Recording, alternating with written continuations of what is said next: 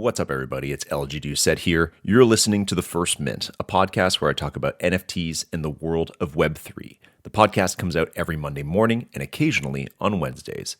If you like this content and you want some more, feel free to visit our Twitter page at The First Mint.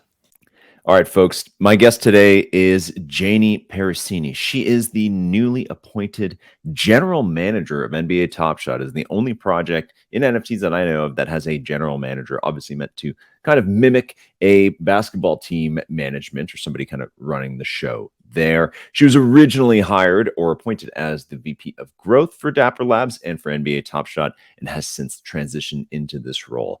As you know, First Mint, we started off covering NBA Top Shot. We did pretty aggressively for a good long time. And then we ran First Mint Fest and started to slowly zoom out and talk about a lot of other stuff in NFTs. We still do talk about NBA Top Shot. We've talked about them on a couple recent podcasts, specifically about burning and business. We also have a newsletter that goes out 3 times a week from Ghost of Greg Oden that covers basketball and blockchain, including Top Shot.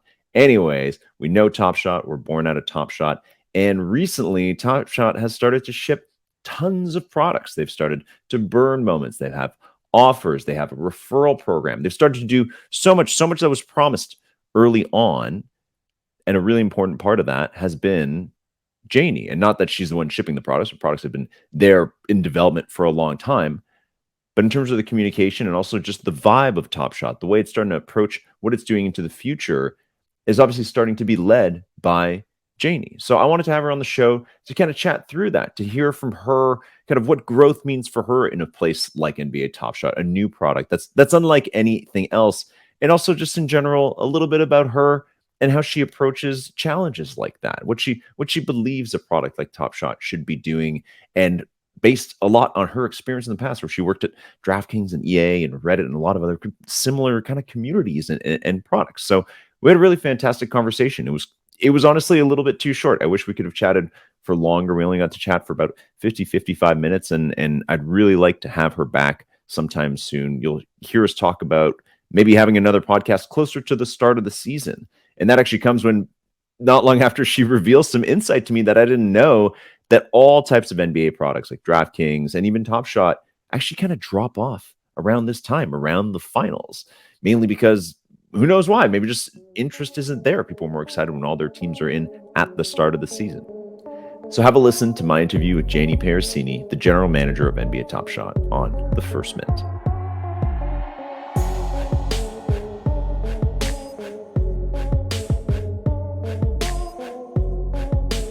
Ladies and gentlemen of The First Mint, it's time to talk about Top Shot, and we have a very special guest for you today, Jayne Peressini, the newly minted general manager of NBA Top Shot, who's here to plot for the future of the platform, of the program, and of course, of the community. Jayne, I'm really excited to have you on. I got to say, I'm super stoked to have you on. Ever since, I'll throw it out there right now, ever since that cigar smoking video, I was like, need her on the podcast. I don't care what. We got to get her on here, but you've been on a tear ever since. I've been enjoying watching your progress out there, in the community, making some change and kind of working away. Before we talk about all that, there's a lot I want to cover. I do want to know, how long has crypto been on your radar? How long have NFTs been on your radar?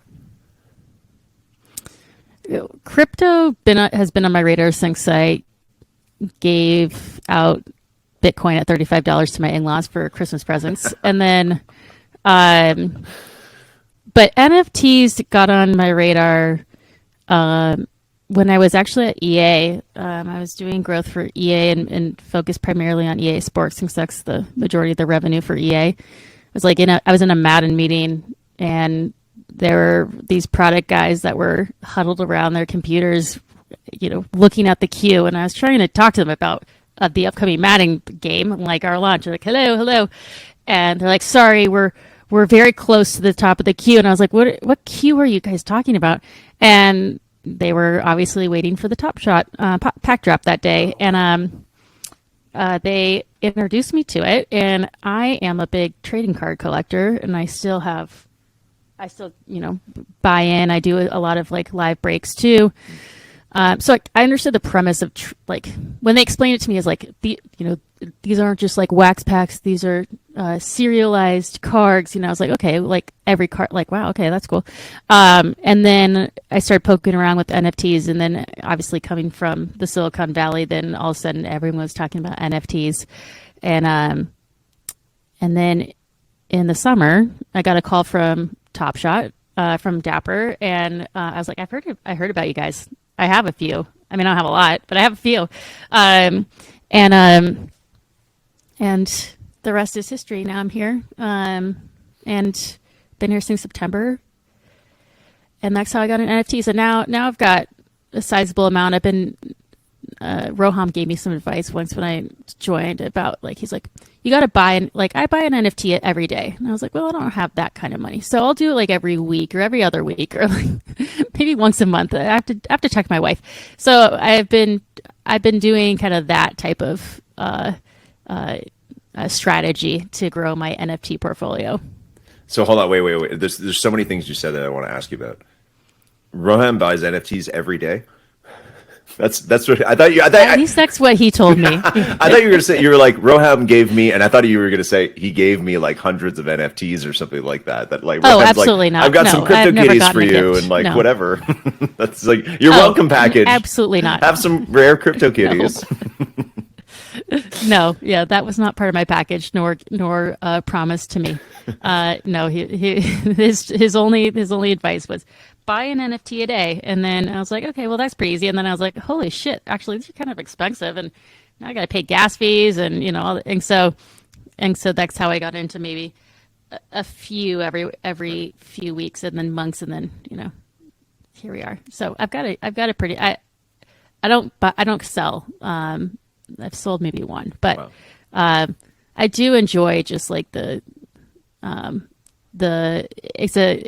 almost like a commitment for me to stay involved or stay interested in the projects that I'm part of. So it's kind of my reminder to continue to be a good citizen of the other projects I'm involved in. Interesting. What do you consider to be a good citizen? Because I struggle with the same thing, right? Where it's like, I'm buying NFTs. I'm like, this looks cool. And to be really transparent, it's like some of them I'm like, this is sick. I want to be in this community. I love the art. I love what they're doing. Other ones I'm like, maybe someone else will want these one day. But it is overwhelming, right? A lot of people I think in the last year have hit this like critical juncture of like, okay, I'm in 10 Discords, I'm in 20, now I'm in 50. And it's like, you don't really have time, especially when you're also working in the space, which you are.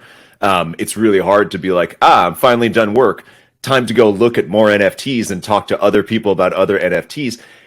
What do you consider to be like a good citizen of a community, and let's exclude Top Shot from this, but let's say from a small to mid-tier project, something that is like, kind of more obscure PFP or some cool art or whatever you collect.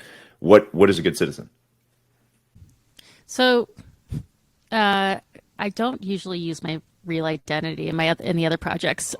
So it's like I have like 20 different Ethereum wallets because I try not to. Yeah. So you can try to come find me, but I try to give feedback, like constructive feedback. But also when I see interesting people around, like on Twitter, or I might gift them one of the NFTs that I'm in. I usually buy like 2 or 3 at a time, so that I have some to give to certain people that I want to get involved in the projects that I'm in. And a lot of it is just like, here's some constructive feedback. Here's some ideas. Helping sometimes. I mod in a few. I don't. Now that I've been GM, I would say I'm a really bad citizen of projects because I just haven't been able to have the time. But that's, I think less noise but more focused. Like when I have something to say, I try to back it up with data, and just like I would working at a company. Or say like, this could be an interesting test for us, because I still have to remind myself, like, even as a user or even as a community member of a project, I'm not the community member. I'm not like the one that should be modeled after. I'm just one of a few thousand or multiple. And it's actually kind of a something I remind my team even at Top Shot is we don't build the product for. I don't build the product for me. I don't. It. And I have to remind people that have even come from the community that work at Top Shot that we're not building our product because you love the product. We're building it for the sustainability of the community and reminding ourselves that like we are not the end user. I always remind myself that. Otherwise, you end up building features that the community doesn't want. You make the product niche, and then you alienate the majority of the population that you should be going after. I have a lot of directions to take this into because you said a lot of interesting stuff there. When you say building the product, and I'm asking this honestly from like a tech noob perspective, because I've always been like agency, making like TV commercials, like writing social media content, that kind of stuff. Like that's my career. So it's like I've never really worked too in depth with startups, especially large startups. And I hear that term a lot. Like we're building product, we're going to the CEO is going to step away from this and focus on product or whatever. From all the books I've read of behind the scenes, whatever. What does that mean? What does that mean? Like we are building the product for like to make it more sustainable. What is the like? How does that work? If you're sitting down day one, it's like time for us to focus on product. What does that like priority list look like, and how do you kind of like approach that? So I'm not a product person by trade, so I'll give it to you as someone that has stumbled into working with product teams. So I actually started similar maybe to you. I worked at a media agency side for a while when I was younger in my career. And then I got into growth and mobile games and led me on this path. But when we think about building product, at least for me, I think about the mistakes that I've made even as someone that has begged and pleaded the product teams to build things that I want, and for me reflecting on where I went wrong. And there's a few of them. One is you were not the target audience, which is one that is kind of like my golden rule. The second is you have to remember like what your company's all about. So it is very enticing sometimes and like tempting to build features that you're like, well, this is pretty easy to build. We could do this, but you get distracted from your core mission as a company, and then you become a feature as a product company rather than a company with features. Feature at a product company is basically capping yourselves at your growth and just having some features for niche audience. What I would prefer is kind of like what we did at Reddit, where we had a mobile app. It was fine. It was decent. But the cool thing was that our API was open, so the better apps out there on the App Store were the third-party apps. Like no one uses the official Reddit app. They use like, pick your poison, but like the majority actually of the daily active users and monthly active don't use the official Reddit app. And actually, it's a good thing because then Reddit just focuses on the core features of their product and their mission, and then people that want to look at Reddit like a picture book or scroll a certain way or have certain features because they like to consume it this way.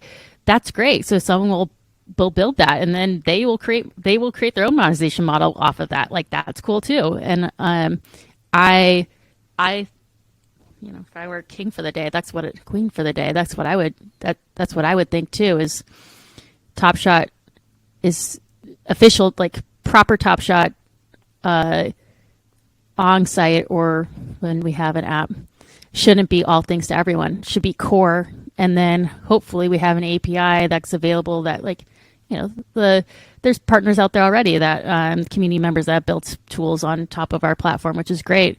And I'm all for that. Like consume it how you want, build the features or build different game modes. I think that's how it should be. We have a very technical community, and Web3 in general. There's a lot of technical people out there, and if it also gives them another revenue source, I'm cool with that too. Like, make money off of us. Go for it.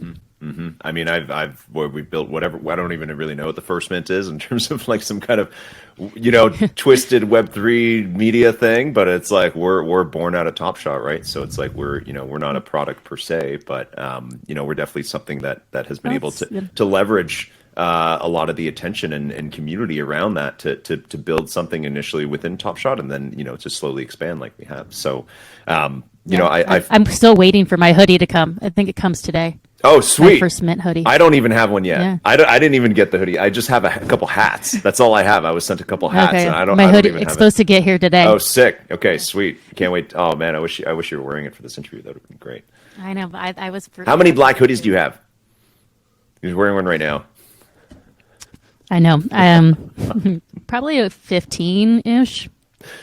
Maybe more than that. Nice. Yeah. I'd written on Twitter a long time ago that was like, we need to change NFT merch. And I was like, enough black hoodies. And then naturally First Mint rolls out and be like, who wants a black hoodie?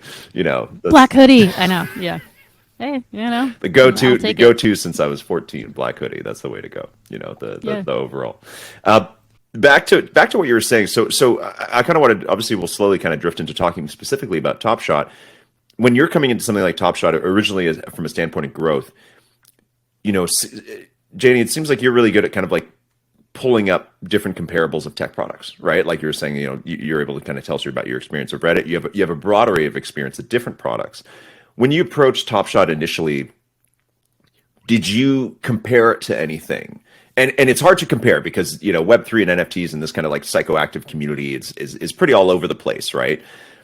What is there a product that you came in and you're like, what, Top Shot is kind of like this, so we think we can grow it like that? I won't bullshit you. I found Top Shot to be a quite complex and layered product when I looked at it.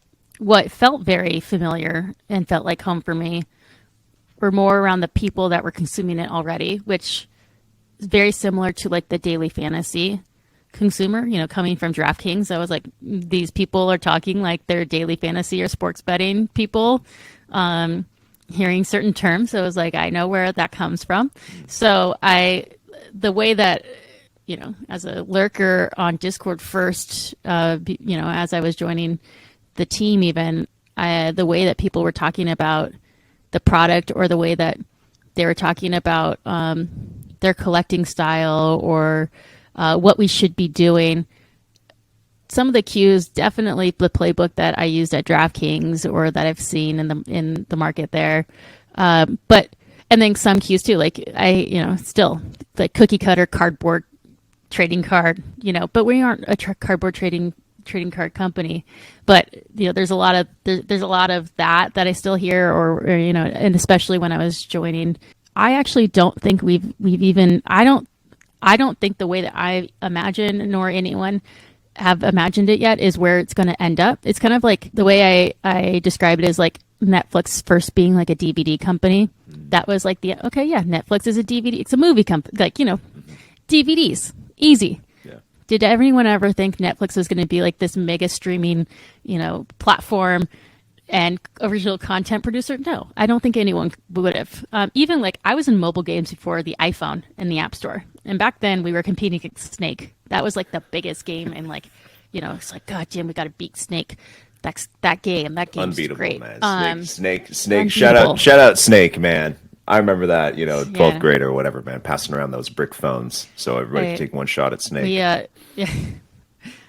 We paid a user research firm a ton of money once to do like user research on mobile games when still everyone had Nokia devices. And the summary from the consumer research firm was like, so everyone really likes this game called Snake. You guys should really try to like replicate their model. I'm like, okay, like I don't know what I'm doing in this industry. So, but now I'm going off. So what you're telling me is that pretty like, soon we're going to be able to play Snake with our Top Shot moments. That's right. What you're saying, that's right? Exactly Pick which right. one, depending on the tier and rarity. Just create a tail. Faster. Yeah, exactly. It's a tail of Top Shot moments. So the more you have, the longer your tail can be. Yeah. Yeah, exactly. Yeah. But when iPhone came out, then it was like a completely different business model and a different like way of thinking about it. So the business model back then was paid it, like you paid for the game, which made sense. Okay, we created this game, you pay $5 for this game. But then the free to play model came around, the iPhone came around, the App Store, and then all of a sudden it just like completely flipped the industry, and now you have free to play games. And the whole point too is like discoverability of apps, and the iPhone, which I remember this, and I still think about this. Is my father was worked at a company called Glue Mobile. He took it public, and one of the conversations, and he likes, these are dinner table conversations that I have at family dinner. But when Apple was approaching them about like, hey, we're building a phone. It's kind of like like a Nokia device, but it's a phone, but it's going to be for games and for apps, and we're gonna price it at X, which was like exorbitant amount of money at the time. And my dad, being a practical CFO at the time, was like, "That's ridiculous. No one's ever going to pay that much money for a phone like that." And also, there's way more Nokia devices out there than iPhones. Never, is going to be a small fraction of the market. Well, the first year iPhone actually was a small fraction of the market, but they consumed 80% of the content that was mobile. So you had the majority, 80% of the 80% of the market that were buying and consuming mobile games were from a fraction of the amount of devices. So that also is like a lesson I learned and take with me around, you can't just look at the total addressable market, especially when you're talking about Web3, as, well, here's the amount of people that we could go after. It's more of like, who are the people that actually will consume our content and understand our product, and that's actually who we should be going after, not like this general broad, or like just look at the numbers. Like look at the quality and the concentration of the people that are going to move the market, rather than like, again, like, well, there's X amount of million Nokia devices in the world, so we should be building for Nokia. So it's a lesson I've, at least I didn't have to do it. I didn't make that decision. My dad did, so he's the idiot in that one. But I remember, and I've watched this clip many times since. I remember the Steve Jobs keynote at like Apple World or whatever it's called, whatever that event is called, where he's rolling out the iPhone and he's like, okay, it does this. You call people or whatever, and then there's a part where the entire audience like kind of like gasps, and it's where he holds up the phone and he's like, look, I've got photos and I can zoom in, and he does the whatever the squeeze is. And you can hear the audience be like, oh, like that. They're just like, holy shit. Like this is actually like nothing like this exists. And we've literally just entered the future with this thing. Do you think anything in NFTs has had that moment yet? Like not non-comparable, right? But I'm thinking for like, from a card collector like you, and I think for a lot of people, about a year and a half ago, they came in and were like, oh my, like minutes into looking at Top Shot, they're like, holy shit, like why am I holding these cardboard cards? Like this doesn't make any sense anymore. Like this is the only future there is. And that was maybe their aha moment for cards. But for NFTs, have we hit that yet? Like, is it cats and apes and super rare art, or have we not done that yet? I don't think we've done it yet. I think we're still like, if we look at like Web 2, we're still in like the MySpace days. I think we're getting into the Facebook and and then the Renaissance happens, and I think we're getting close. I mean, I think Top Shot will have that moment. It hasn't yet, but that's the hope too. Is like, I think too, once we get more players involved in our platform, and our platform also is multi-sided, where we have players coming in and engaging with fans and engaging with collectors, and it feeling like it's very native into the product. So your top, I'll just throw this out. Your top Steph Curry collector. And Steph Curry like logs in and he sees his top fans. He's like, hey, I've got a new Under Armour drop coming. I'll throw some shoes at you. You're like, look, cool. That you're like, thanks, Steph. Really appreciate that. Like, that's the kind of like engagement that, I hope that Top Shot will have on top of the collecting and the obviously like the more the market side of the product.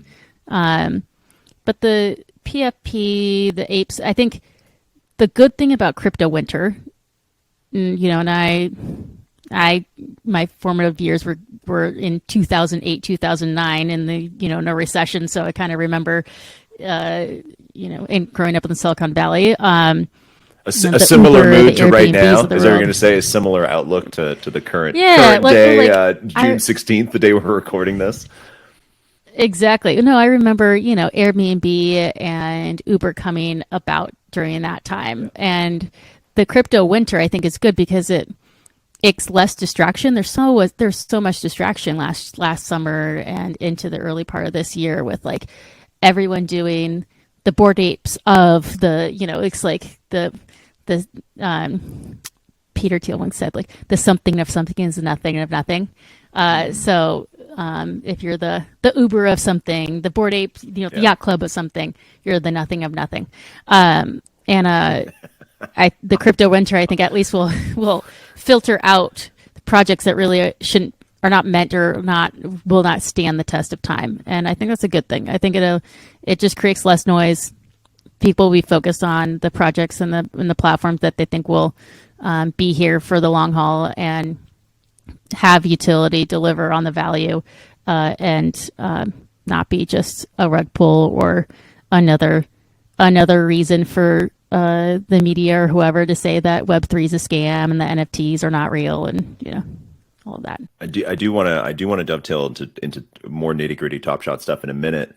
But first, I do love your perspective, getting your perspective on just kind of like that cycle of projects, and I love that something of that Peter Thiel quote. I would say that, in my experience, especially in the last like year and a half, is that a lot of projects have sold themselves as the Top Shot of either other sports leagues or just of some other made up thing, right? Like it's of a completely like native property as well. Is that good? Like Top Shot, Top Shot to me was never the something of something. Top Shot has always, I think, will always hold like a place on the mantle for people. Even if it started well and then got on so great for them, or however, you want to position that. A lot of people came into NFTs through Top Shot, right? So it got them in, and maybe they made some money or found community or both afterwards, and it'll be irreplaceable regardless as that. But it is definitely a comp that people use. People are like, we're going to be the Top Shot of this and this and this. Good or bad thing? I'll just, my Peter Thiel quote, I guess will stand true. I'd rather be the thing rather than the thing of the thing. Okay. But and I think it's great. Like I hear all the time, hey, Top Shot. Yeah, I got into NFTs because of Top Shot. Now, I'm not really into Top Shot anymore, but I'm really into it. I actually think that's fine. Like I'm not worried in terms of they're part of the market now. Like I think I could probably get them back, and maybe it's not right now, but I think once we have what they're looking for again in Top Shot, or they fall back in love with Top Shot for different reasons than they came in for originally. Yeah. I think I don't look at it as a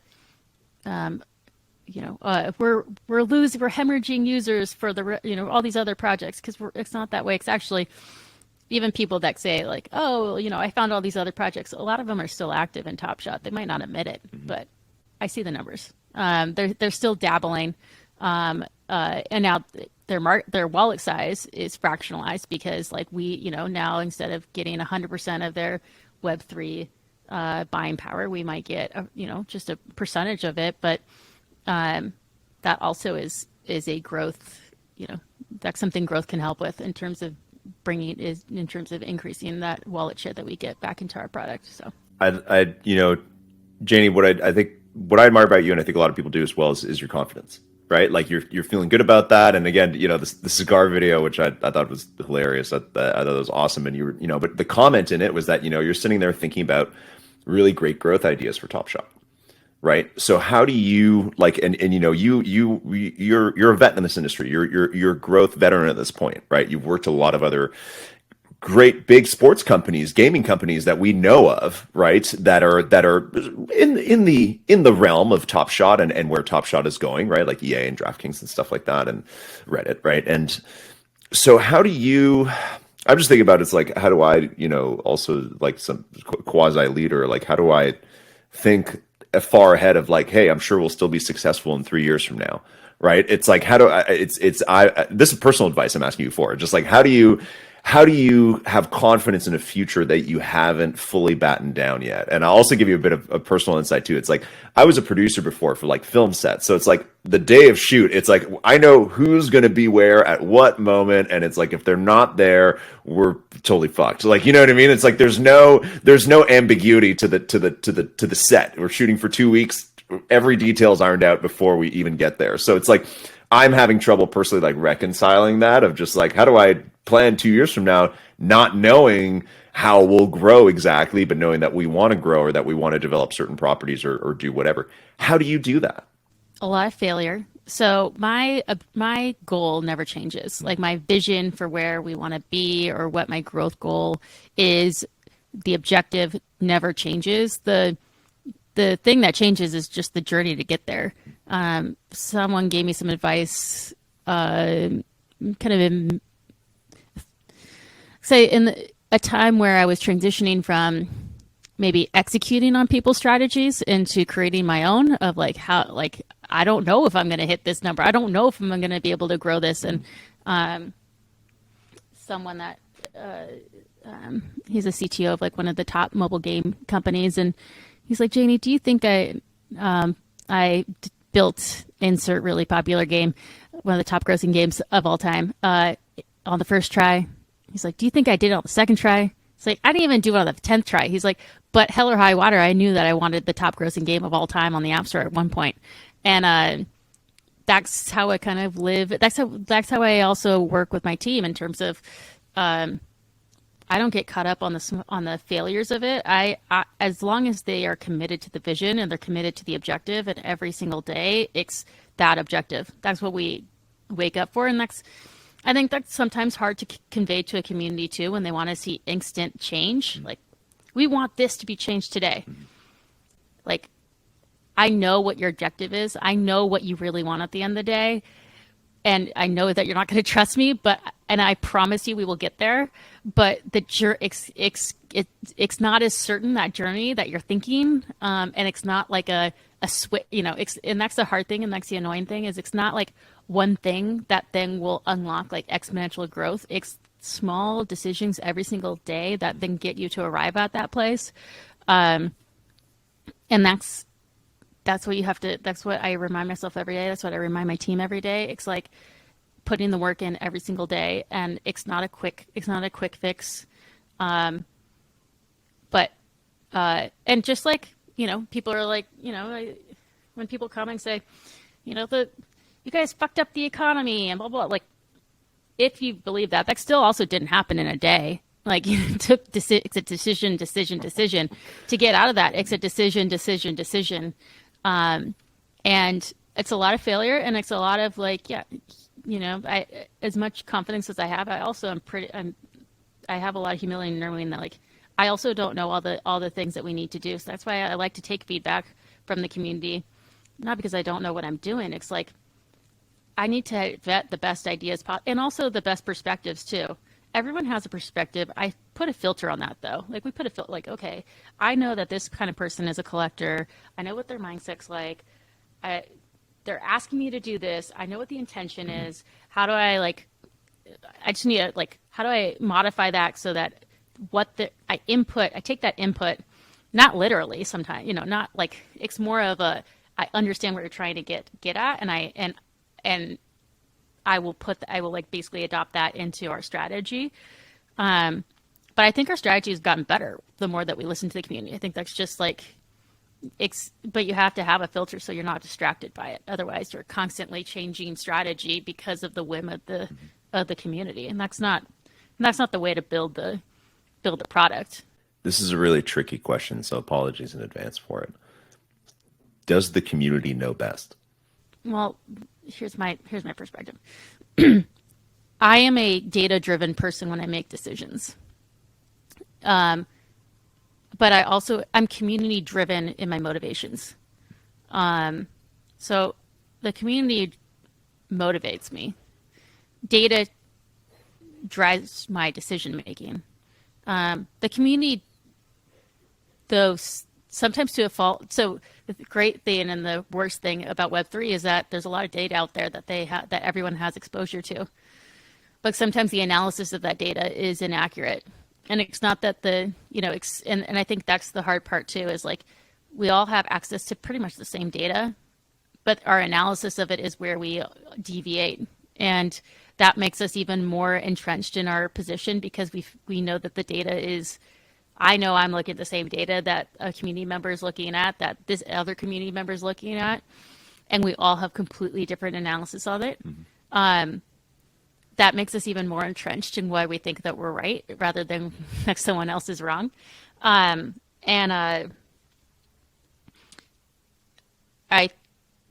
think the community is right in their motivations for, we want the best for the product. I am also fine to say the community doesn't always know right. I think even our last Twitter Spaces, I was actually I thought that the comments were fine, people's suggestions, but I think what I noticed is like community members being like, that was a shit show. Like, how could you even say that, like, you wanted this? And like community people fighting with each other because they're like, at some point they were all aligned, but then when they got into the tactical, then all of a sudden they're not aligned. And, that's where, that's a company though too. Everyone's aligned at the strategy. And then when you get to the execution and the planning part, then everyone's like, what the fuck? Like, that's not how we're supposed to do that. Like, we're like, how can you say that that's our plan? Like, we all aligned on this strategy. And you're like, yeah. So I'm aligned with the strategy. So this is how I think we should execute it. And then that's where everyone then starts to fight and say that that's not how you execute it. But that's why I take a data-driven approach and just create as much objectivity as possible, because subjective conversations are just they're not productive, and they don't lead to better results. It's all about failure. It's all about data. I know sometimes I sound like a robot, but I do have a lot of passion in that too. It's just, I'm not interested in having like very passionate subjective conversations. I'd rather say like, let's prove it. Let's just test the data. Let's test this out. Let's figure it out. It's all about like testing, figuring out what works, rather than like whoever presents the strongest argument for something. Mm-hmm. Mm-hmm. Is there anything, Jayne, that you can give us an example of? And I don't like either recently that like this feature was implemented because of this, because a lot of features have been shipped lately, which is great. A lot of features people have been waiting for a long time, like offers and a lot of other great stuff. But is there? I don't even know if those types of features are data driven, or if that's just like building the product. But I'd love to hear if you have an example of that, or if there's any data that you're collecting right now that you find that you're like, wow, this is super important, and we are going to make a educated decision based on this data sometime very soon, or we just did. Mm-hmm. There's a few things. Yes, we shipped offers, burning. I would even say the way that we shipped autographs, kind of controversial, but the reason we did it the way we did is I wanted to test out like how autographs were going to perform in the market. Do people even consider them? Like, how do people treat them? Is it similar to cardboard? And then also, like, just like in cardboard, there's multiple variations of autographs. You could have on card, you can have sticker, you can have all of these different types. You could have printed. So there's various types too in Web3. And so I want to try them all. Like, what's this, like, I don't want to just settle. Like, I want to try all these different ways of autographs. Offers, was already kind of part of the roadmap. But now we are looking at offers, right? And saying like, okay, so how many are legit offers? What's the acceptance rate? It's like the iterations after that. Gifting's an interesting one. Gifting, I think, is a very controversial one in terms of, when you think about gifting, you think like goodwill and like, hey, I want to, I want to be a good citizen of the community. But is it, and this is just a question, is gifting used for the right way? Is it used to circumvent participate in the market so that you can enter a challenge without having to actually collect and own some of these moments? Gifting for the gating, to get a certain top shot score, like, interesting, controversial. And so I've got the ire mortars. I think right now, for me at least, is like I'm interested. I'm kind of poking on that. And I think some of the other things that data driven. I just had one too that I thought was kind of interesting. Oh, like sets, and I'm really like probably bringing up a lot of the things that my community team didn't want me to bring up. But I find sex interesting because is it correlation or causation for set collecting? Do people collect sex because they're loyal and they're motivated to collect sex to complete sex because they love Top Shot and they're like high value for Top Shot, or do they complete sex because they're completionists and thus they're loyal and high value to Top Shot? And I think that's an interesting one too. Are sex motivators to participate in Top Shot, or are they more results of participating in Top Shot? I don't know if that makes any sense, but sex is an interesting one. Obviously, there's active discussions around how we motivate and how we reward sex. But I think that's the question, though, too, that we need to figure out with data is what's the mentality of collecting sex? Is it a result of something, or is it a motivator or something? The causal versus corollary conundrum. So digging into that for sure. And then I think the last thing is, people are like, oh, Top Shot, you guys should be all over the place right now. It's finals, like where, the most exciting part of the season. Accurate, but you look at, we almost got 3 seasons now under our belt in data. Every year, the end of the season is the worst time right now for engagement, for new users. Just as I said months ago, it follows a lot of the DFS trends in terms of the best time for engagement and the most active our platform is at the beginning of the sports season. So the tip off, and then it trails. Like our conversion rates are 50% higher at the beginning of a season than at the end of the season. Nothing product related. It's all based on seasonality. So no, I'm not going to be spending a shit ton of money in the market at the end of the season when our conversion rates are 50% lower because it's seasonality and people either, the assumption is their teams aren't in the finals, so they don't give a shit anymore about what's going on in NBA. They're not active in it right now. They'll come back at around tip off again and they'll be involved. But that's like a very fantasy, daily fantasy mentality as well, right? Like beginning week 1 of NFL is coming from DraftKings. It's like you make or break your entire fiscal year based on week 1 of NFL. Yeah, exactly. Yeah, no, that's fair. I mean, even and that's actually a really interesting observation and even insight I never really thought about for any kind of like sports tech products is that naturally engagement is high at the start of the year. Everyone's team has a chance to win. Everybody's players could still have a great season. There's been no injuries yet. Nobody's lost 6 in a row to start the year. None of that's happened. And people still have that potential. Whereas like the end of the season just kind of feels like that's the prom. And yeah, it's exciting, but you're like, I'm just excited for this to finish so that we know who becomes prom king or queen. And then I can just go do something else with my life for 3 months. Like that's kind of that's my personal ebb and flow of sports. I'm like, yeah, just show me who wins. Show me who wins the Stanley Cup. And then I'm just going to go watch like World Cup or Tour de France or whatever the hell's going on this summer. But yeah. Yeah. I'm a San Jose Sharks fan, so the playoffs are always, I'm like, I don't care anymore. That's rough. Yeah, month of May has been rough for you for over a decade. Yeah. So my season ends then. It's all right. I'm a Leafs fan, so it's like even winning a round would be fantastic. And we I love like Owen Nolan is like my guy. We've traded a lot of players over the years, Jayne, of even more recently, some of the old grizzled guys like Thornton and Marlowe came to the Leafs to give it their best shot, and it didn't really do anything. Yeah, I know. Unfortunately, Marlowe, Question for you about some of the and thank you for sharing that. Thank you for sharing that insight. I know that kind of sharing some of that could be a little challenging.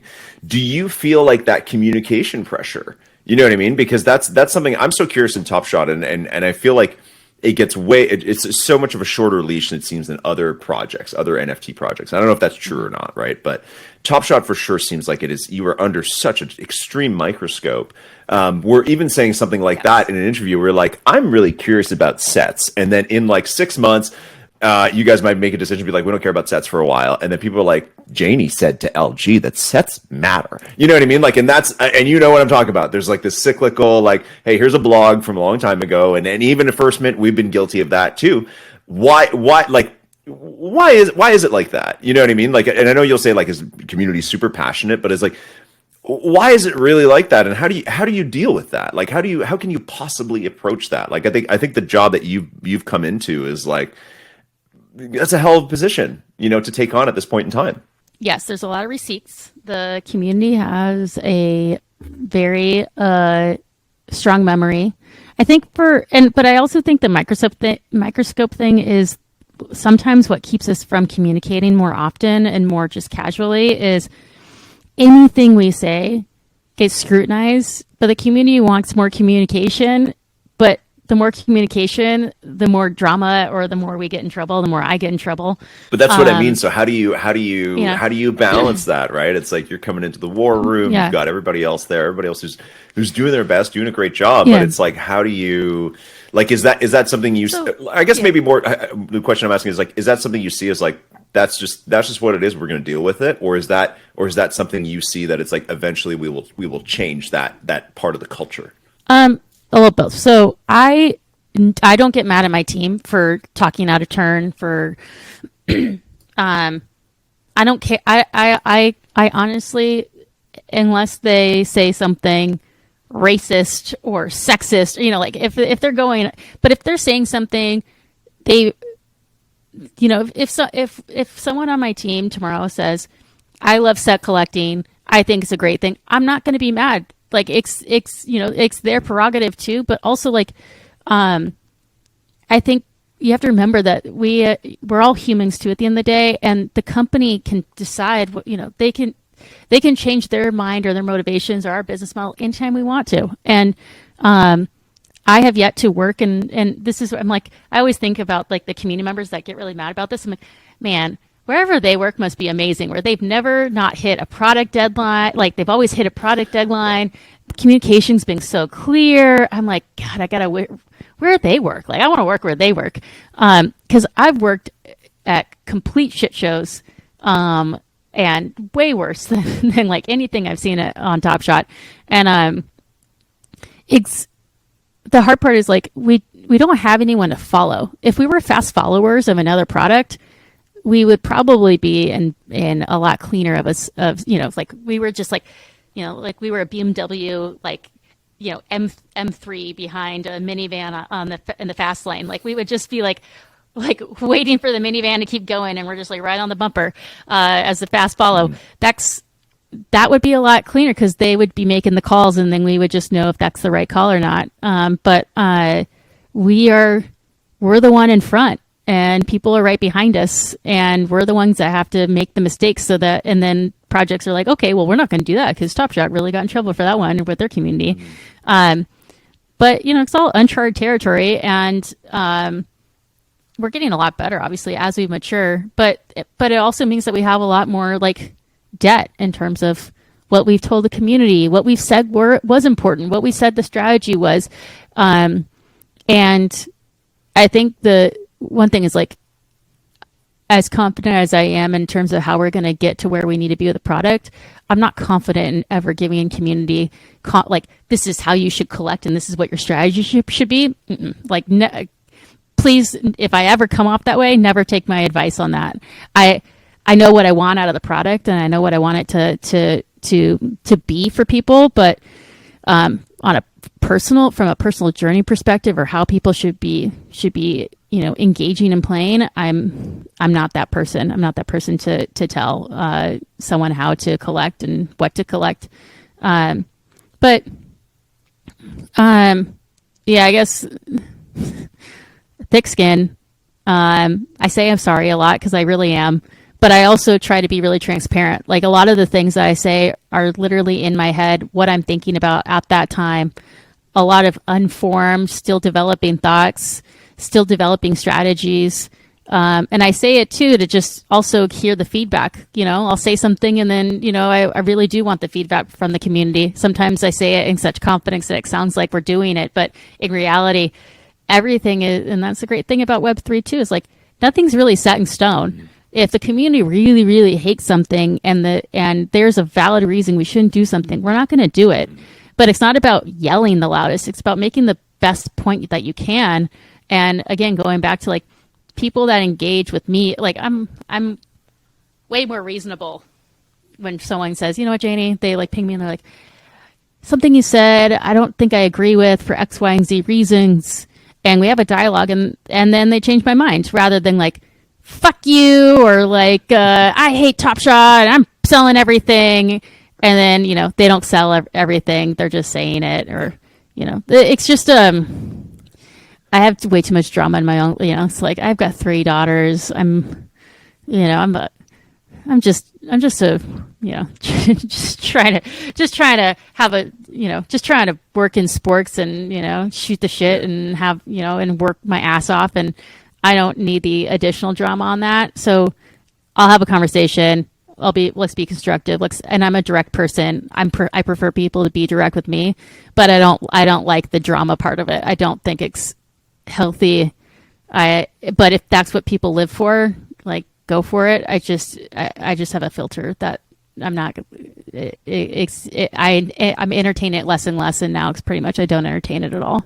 This is the last question before I hit you with the would you rather fun and up to the interview, and this might be the most challenging one. Obviously it's not appropriate for people to come on Twitter and be like, hey, fuck you, and obviously it's good for them to be far more constructive. The reality is that, you're inheriting something where it's like, listen, like, there was a huge boom and people, and which has happened in a lot of other places in crypto in the last decade as well. So Top Shot will have that as part of its history forever. It'll be unavoidable, regardless of what happens in the future. That'll be it for a long time. So, and naturally, I think a lot of people who are really into Top Shot, not just to make money, but really loved it, have come away with a sense of disappointment. So I guess the question to you, Jayne, is obviously, we've gotten a really good sense of like what you're working on, how you're working on growth, and what that means to you, and how you're going to approach it, which is really was the whole point of the interview. I think we just wanted to get to know you and how you do things, because that's the part we're most interested in as collectors.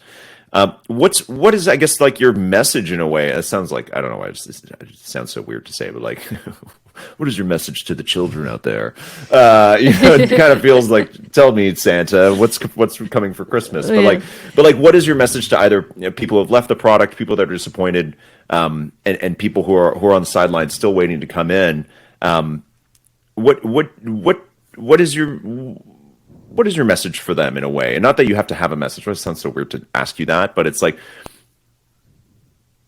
how do you want them to feel at this point? Like, how do you want them to see Top Shot as part of their collecting lives going forward? I think people that have gotten disenchanted with Top Shot or left potentially came in for the wrong reasons. The first million accounts that we got in Top Shot may have come. I mean, there's a lot of great users and collectors, and I even get in trouble for what I say. Do I call them collectors? Do I call them players? We have decks where we're like Top Shot players, and then we have Top Shot collectors, Top Shot, whatever. But so I'll just say users. But no, it's fine. It's tech product. Like people, it's not a bad thing. Okay. It's not like so. We're all users. You say, but all my words get nitpicked. Well, I tried to squelch that and be like, anything she's saying, guys, it's just like, we're just trying to have a convo here. We're shooting the shit. I want a reason for people to come back in. It's not going to be a buy this and be able to flip it tomorrow for $1 million. It's going to be, but I do think where I've seen frustration is that community people feeling like they don't feel in control of their own destiny or success on Top Shot. And that's what I want to change, is them feeling like the energy that they put into Top Shot actually has basically if it were a chart, there would be a linear line of like energy expelled and and success on Top Shot and whatever that looks like to you. Success being whether you're a big collector of just rare items or someone that is more on the speculator side. But and I think that goes to like us not moving goalposts, which, and I know that like, we just came out Top Shot score. I do believe in it foundationally. There's still a lot that needs to get settled and fixed, but and then having features or having the system of Top Shot score too, like the whole point too is like you would be able to control how successful you can be on the platform without us basically dictating that. That's not how I want the product to work, where people feel like we are making or breaking people's experiences on the platform. No one wants to feel that way. Like when you play a video game, you don't want to feel like you're playing a game and then all of a sudden the maker of that game just like screen goes blank and go back to start. Like that just doesn't, I don't want people to feel that way. I want people to feel very in control of how they are successful on Top Shot. So that's like one of the more of the, again, back to my failure, but I have an objective. That is an objective. The journey, we will fail, but we will get there eventually. We will get there. Hell or high water, we will get there. And then the evolution of it, kind of like how, right, Netflix at the beginning talked about like, what's it going to look like? Top Shot last year, the year before, is going to look nothing like Top Shot in 2 or 3 years from now. And that's a good thing. That's like, and I think this is where it gets to like, where does Top Shot live in the lives of our users? Do they live in it when they watch the game? Is it something they do outside of the game? So like daily fantasy is easy because you're like, well, you set your lineup, you watch the game, you watch how your players, you do it while you're watching a game. Makes sense. For Top Shot, are we a product that's very, very aligned with the NBA and what's going on in the action, or are we more of a platform that has adjacency to the NBA, but it's a platform and ecosystem that doesn't have to live within the sport itself? And I think, very transparently, like I also like, again, this goes back to like, I don't build for myself. I will build the product. I will support however the community feel like, however we think is best for the longevity of the product. And this is where we're testing into and trying to figure out.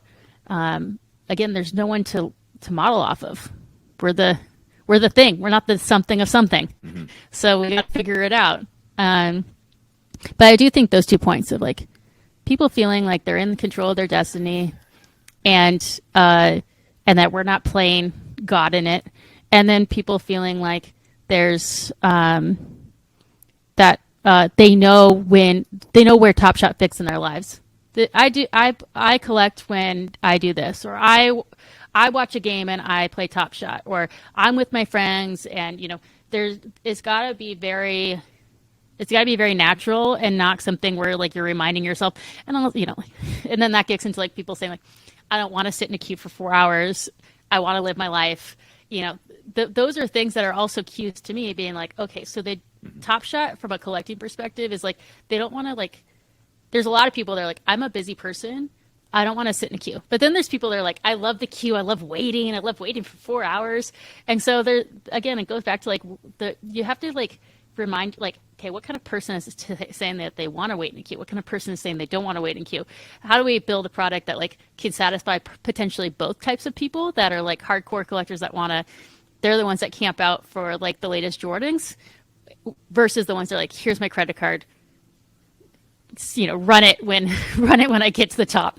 And so again, I'm rambling a little bit, but I think I like what you said right at the bat, honestly, Jayne, about like that the energy people put in, they should feel has some kind of, comes back to them in some way, right? Has some kind of reward, or that they're in control of their own choices, right? And that mimics a lot of kind of things, other similar, like it's not similar, but stuff in the same realm, let's say, like video games, DraftKings, all that kind of stuff, but also parts of the NFT ecosystem, right? And parts of the rest of the NFT ecosystem are kind of, some cases are really ridiculous, like trying to flip terrible memes and stuff like that. But inevitably, whether you're in it for that or you're just in it because you really like the founders of a project or the art or whatever, there's still like that aspect of you're like, well, I did my research and I put a lot of weight into this and a lot of decision making, and now I'm in charge of what happens next based on my own, right? So I like that. I think that's super important, and I'm really happy you said that. Now we're at the fun part because the interview's over and the next guests are coming in a minute. Yeah. So anyways, so we'll wrap this up. I only have 2 would you rather questions for you. Okay. You know how this game works. Yep. Okay, Jayne, would you rather, for the second one's really fun and nice. The first one is kind of weird. Would you rather that you still work at ad agencies and it's the grind of ad agencies, and you know what? You don't even get to do fun things like growth. Like you just have to, you're the writer or something. I don't know what you would consider the worst position at ad agency. the ones where you just get grinded away. I think I did it. Yeah, I did like traffic campaigns my first. That's it. There you go. You nailed it. That's it. Yeah, exactly. You work under the planner and you're just like, Yeah. You're still doing that, and everyone's like, Jayne is the best traffic campaign planner or whatever. Or all of your obscure NFT identities are revealed. Oh, I'd rather be a trafficker. Okay. Wow. I'd rather be a campaign trafficker. Wow. Okay. Second one. Would you rather Top Shot beat Snake in terms of worldwide adoption on devices? I don't know what Snake topped out as on Nokia engagement total devices, but Top Shot's going to beat that. Or the San Jose Sharks form a dynasty and will go on to win the next 6 Stanley Cups. Altruistic me, and I say this no bullshit, I'd rather Top Shot be incredibly successful, because I think I'm the only person that would give a shit that the Sharks win the Stanley Cup, form a dynasty. So I can forego my Sharks with the hope that I live a very long life, and that can come back maybe in my 80s, that I'll see them win. So. Yeah, that's it. Yeah, that's what I tell myself with the Maple Leafs. I'm like, I have a couple years that they could still win the different team or something like that. Right on. Oh, there goes my camera. Jayne, it's been a pleasure. Thank you so much for sitting down with us. And we'll have to do this again sometime. Maybe when the season's going to start, when it's max hype, maybe we'll bring you back for that one. Let's do it. Okay. Thank you. All right. Thanks, LG. And that is going to do it for us today, folks. We are at NFT NYC this week. So if you're around, if you're going to the events, drop into our DMs, give us a hello. We'd love to meet up and say hello to some of the people that obviously listen to the show. That'd be awesome. So anyways, hit us up. Otherwise, we'll be back next Monday on The First Mint.